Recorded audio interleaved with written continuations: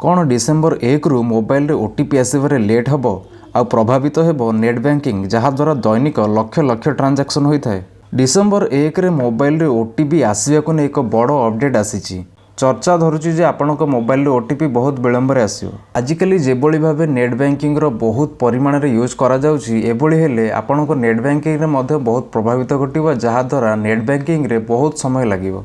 भारतर telecom regulatory authority of India माने TRAI पक्षर कहा जे नेट बैंकिंग एवं आधार ओटीपी पाइबार कौन विलंब हेब नहीं। जदि सही व्यक्ति जियो एयरटेल बीएसएनएल और वोडाफोन आइडिया भली सिम व्यवहार करुथांती तेबे किंतु डिसेम्बर मासर एक नूतन ट्रेसेबिलिटी सिस्टम फैसिलिटी जोगाई दि जाउछि सेतिपई ओटीपी आसबार विलंबित हेबार संभावना रही।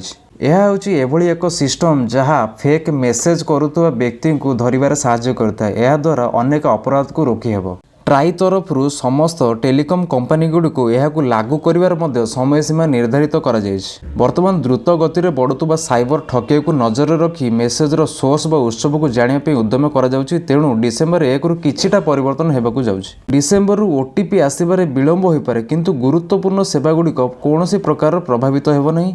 ओटीपी आଳରେ हेउथिबा ठकी उपर नियंत्रण करने को एपरी सिस्टम करा जायछि बोली ट्राई तरफ सूचना दि जायछि।